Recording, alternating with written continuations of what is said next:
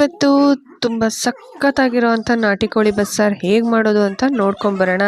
So ಯಾರಾದರೂ ಈ ಥರ ನಾಟಿ ಕೋಳಿ ಬಸ್ಸಾರನ್ನ ಟ್ರೈ ಮಾಡಿಲ್ಲ ಅಂತಂದರೆ ನೀವು ಕೂಡ ನಿಮ್ಮ ಮನೆಯಲ್ಲಿ ಟ್ರೈ ಮಾಡಿ ನೋಡಿ ಹೇಗೆ ಬಂದಿದೆ ಅನ್ನೋದನ್ನು ನನಗೆ ಕಮೆಂಟ್ ಮಾಡಿ ಹೇಳೋದನ್ನು ಮರಿಬೇಡಿ. ಅದಕ್ಕಿಂತ ಮುಂಚೆ ಒಂಚೂರು ಡೈನಿಂಗ್ ಹಾಲ್ನಲ್ಲಿರುವಂಥ ಟೇಬಲ್ನ ಅರೇಂಜ್ ಮಾಡ್ಕೊಳ್ಳೋಕ್ಕಿತ್ತು. ಸೊ ಅದನ್ನು ಅರೇಂಜ್ ಮಾಡಿಕೊಂಡು ಅದಾದಮೇಲೆ ನಾಟಿ ಕೋಳಿ ಬಸ್ಸಾರು ಮಾಡೋದಕ್ಕೆ ಅಂತ ಹೋದೆ.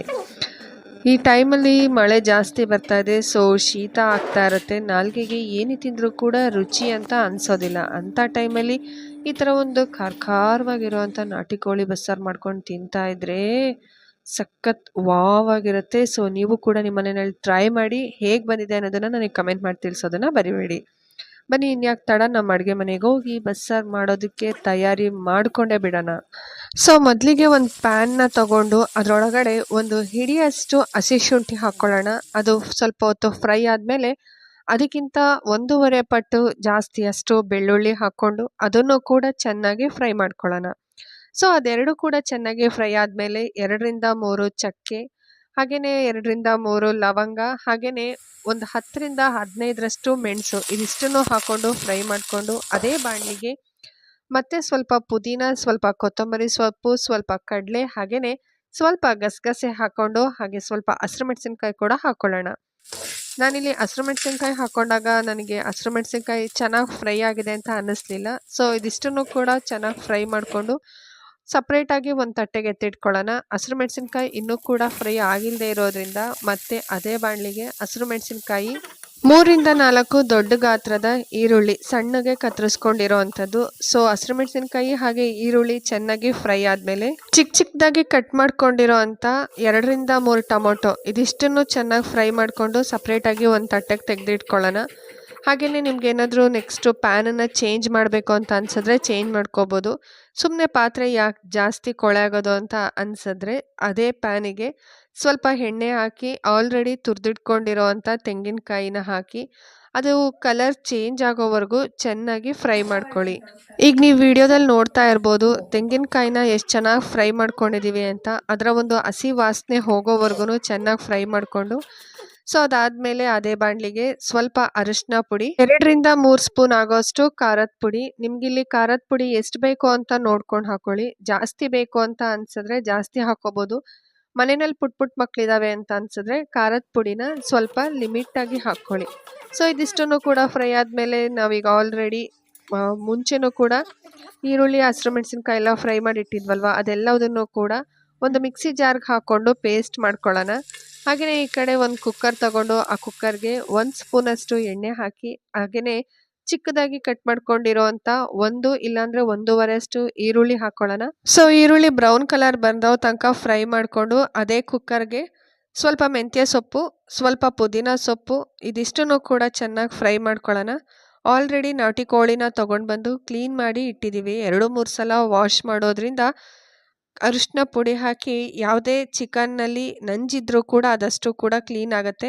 ಚೆನ್ನಾಗಿ ಕ್ಲೀನ್ ಮಾಡ್ಕೊಂಡಿರೋವಂಥ ಚಿಕನನ್ನು ಕುಕ್ಕರ್ಗೆ ಹಾಕ್ಕೊಂಡು ಸ್ವಲ್ಪ ಹೊತ್ತು ಸುಂಡೋದಕ್ಕೆ ಬಿಡೋಣ. ಅದಾದಮೇಲೆ ಒಂದು 3/4 ಹಿಡಿಯಷ್ಟು ಹರಳುಪ್ಪನ್ನು ಹಾಕ್ಕೊಳ್ಳೋಣ. ಸಣ್ಣ ಉಪ್ಪಿಗಿಂತ ಹರಳುಪ್ಪು ಹಾಕ್ಕೊಳ್ಳೋದ್ರಿಂದ ಸಾಂಬಾರು ಸಖತ್ ಟೇಸ್ಟಿಯಾಗಿ ಬರುತ್ತೆ. ಹಾಗೆಯೇ ಸ್ವಲ್ಪ ಅರಿಶಿನ ಪುಡಿ, ಹಾಗೆಯೇ ಸ್ವಲ್ಪ ಖಾರದ ಪುಡಿ ಹಾಕ್ಕೊಳ್ಳೋಣ. ಆಲ್ರೆಡಿ ರುಬ್ಬಕ್ಕೂ ಕೂಡ ಖಾರದ ಪುಡಿ ಹಾಕ್ಕೊಂಡಿದ್ದೀವಿ.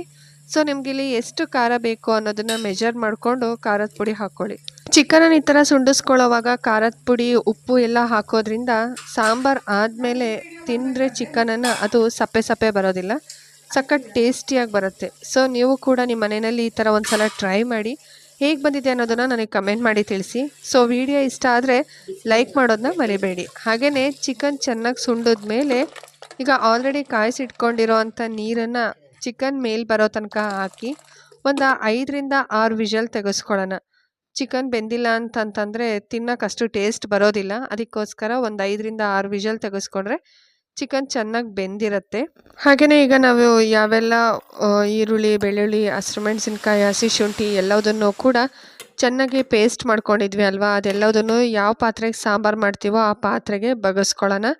ಹಾಗೆಯೇ ಈಗ ನೋಡ್ತಾ ಇರ್ಬೋದು ನೀವು ಆಲ್ರೆಡಿ ನಾನು ಒಂದು 5ರಿಂದ 6 ವಿಷಲ್ ತೆಗೆಸ್ಕೊಂಡಿದ್ದೀನಿ. ಚೆನ್ನಾಗಿ ಚಿಕನ್ ಕೂಡ ಬೆಂದಿದೆ. ಹಾಗೆಯೇ ಈಗ ನಾವು ರುಬ್ಬಿರೋ ಅಂಥ ಮಿಶ್ರಣನ ಸಪ್ರೇಟಾಗಿ ಒಂದು 2-3 ಸೌಟಷ್ಟು ತೆಗೆದಿಟ್ಕೊಳ್ಳೋಣ. ಯಾಕೆ ಅಂತಂದರೆ ಮತ್ತೆ ಚಿಕನನ್ನು ಸಪ್ರೇಟಾಗಿ ತೆಗೆದಿಟ್ಕೊಂಡಾಗ ಫ್ರೈ ಮಾಡೋದಕ್ಕೆ ಖಾರ ಬೇಕಾಗುತ್ತೆ. ಸೊ ಅದಕ್ಕೋಸ್ಕರ ಸಪ್ರೇಟಾಗಿ ಖಾರ ಕೂಡಿಸ್ಕೊಳ್ಳೋದ್ರ ಬದಲು ಈಗ ಆಲ್ರೆಡಿ ನಾವು ರುಬ್ಬಿಟ್ಕೊಂಡಿರೋ ಅಂಥದ್ರಲ್ಲೇ ಸ್ವಲ್ಪ ತೆಗೆದಿಟ್ಕೊಂಡ್ರೆ ಸರಿ ಹೋಗುತ್ತೆ. ಅದಕ್ಕೋಸ್ಕರ ಹಾಗೆಯೇ ಈಗಾಗಲೇ ನಾವು ರುಬ್ಬಿಟ್ಕೊಂಡಿರೋಂಥ ಮಿಶ್ರಣಕ್ಕೆ ಈಗ ವಿಷಲ್ ಹೊಡೆಸ್ಕೊಂಡಿರೋಂಥ ಅಷ್ಟು ಚಿಕನನ್ನು ಕೂಡ ಮಿಕ್ಸ ಮಾಡಿ ರುಚಿಗೆ ತಕ್ಕಷ್ಟು ಉಪ್ಪು ಹಾಕಿ ಕುದಿಯೋದಕ್ಕೆ ಬಿಟ್ಬಿಡೋಣ. ಹಾಗೆ ಮತ್ತೊಂದು ಸಪ್ರೇಟ್ ಪ್ಯಾನ್ ತೊಗೊಂಡು ಅದಕ್ಕೆ 1ರಿಂದ 1.5 ಸ್ಪೂನಷ್ಟು ಎಣ್ಣೆ, ಹಾಗೆಯೇ ಒಂದು ಚಿಕ್ಕದಾಗಿ ಕಟ್ ಮಾಡ್ಕೊಂಡಿರೋಂಥ ಈರುಳ್ಳಿ.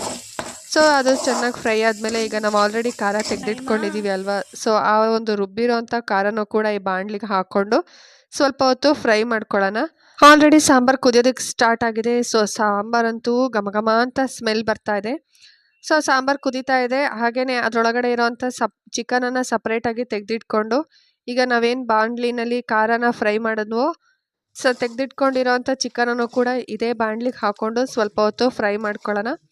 ಹಾಗೆಯೇ ಬೇಕು ಅಂತಂದರೆ ಸ್ವಲ್ಪ ಖಾರದ ಪುಡಿ, ಸ್ವಲ್ಪ ಅರಶಿನದ ಪುಡಿ, ಗರಂ ಮಸಾಲ, ಹಾಗೆಯೇ ಗಾರ್ನಿಷಿಂಗಿಗೆ ಸ್ವಲ್ಪ ಕೊತ್ತಂಬರಿ ಸೊಪ್ಪು ಹಾಕಿದ್ರೆ ಸಖತ್ ಟೇಸ್ಟಿಯಾಗಿರೋವಂಥ ಚಿಕನ್ ಬಸ್ಸಾರು ರೆಡಿ ಟು ಸರ್ವ್. ಅದರಲ್ಲೂ ನಿಮ್ಮ ಮನೇಲಿ ಏನಾದರೂ ಡ್ರಿಂಕ್ಸ್ ಮಾಡೋ ಅಂಥವ್ರಿದ್ದು ಅವ್ರಿಗೆ ಈ ಥರ ಏನಾದರೂ ಚಿಕನ್ ಬಸ್ಸಾರು ಮಾಡಿಕೊಟ್ರೆ ಚಿಕನ್ ಎಷ್ಟು ಬೇಗ ಖಾಲಿ ಆಗುತ್ತೆ ಅಂತಂದರೆ ಇಷ್ಟು ಬೇಗ ಖಾಲಿ ಆಯಿತಾ ಅಂತ ನೀವೇ ಯೋಚನೆ ಮಾಡೋಕ್ಕೆ ಶುರು ಮಾಡ್ತೀರಾ. ಅಷ್ಟು ಟೇಸ್ಟಿಯಾಗಿರುತ್ತೆ. ಸೊ ಈ ಚಿಕನ್ ಬಸ್ಸಾರು ನೀವು ಕೂಡ ನಿಮ್ಮ ಮನೆಯಲ್ಲಿ ಟ್ರೈ ಮಾಡಿ ಹೇಗೆ ಬಂದಿದೆ ಅನ್ನೋದನ್ನು ನನಗೆ ಕಮೆಂಟ್ ಮಾಡಿ ತಿಳಿಸಿ. ರಾಗಿ ಮುದ್ದೆ, ಚಪಾತಿ, ಅಕ್ಕಿ ರೊಟ್ಟಿ ಇದೆಲ್ಲದ್ರ ಜೊತೆಗೂ ಕೂಡ ಕಾಂಬಿನೇಷನ್ ಸಖತ್ ಟೇಸ್ಟಿಯಾಗಿರುತ್ತೆ. ಹಾಗೆಯೇ ಇದು ಯಾವುದೂ ಬೇಡ, ಸ್ನ್ಯಾಕ್ಸ್ ಥರ ಹಂಗೆ ತಿಂತೀನಿ ಅಂದರೂ ಕೂಡ ತುಂಬಾ ರುಚಿಯಾಗಿರುತ್ತೆ. ಸೊ ಇನ್ಯಾಕೆ ತಡ, ನೆಕ್ಸ್ಟ್ ಭಾನುವಾರನೇ ಇದನ್ನು ಟ್ರೈ ಮಾಡಿ ಹೇಗೆ ಬಂದಿದೆ ಅನ್ನೋದನ್ನು ನನಗೆ ಕಮೆಂಟ್ ಮಾಡಿ. ಸೊ ನಿಮಗೆ ವಿಡಿಯೋ ಇಷ್ಟ ಆಗಿದೆ ಅಂತ ಅಂದ್ಕೊಳ್ತೀನಿ. ಲೈಕ್ ಮಾಡೋದನ್ನ ಮರಿಬೇಡಿ. ಆದಷ್ಟು ಬೇಗ ಇಂಥದ್ದೇ ಹೊಸ ಅಡುಗೆ ಜೊತೆಗೆ ನಿಮ್ಮ ಮುಂದೆ ಬರ್ತೀನಿ. ಇವತ್ತಿನ ಅಡುಗೆ ಏನನ್ನಿಸ್ತು ಅನ್ನೋದನ್ನು ತಿಳಿಸಿ. Thank you for watching.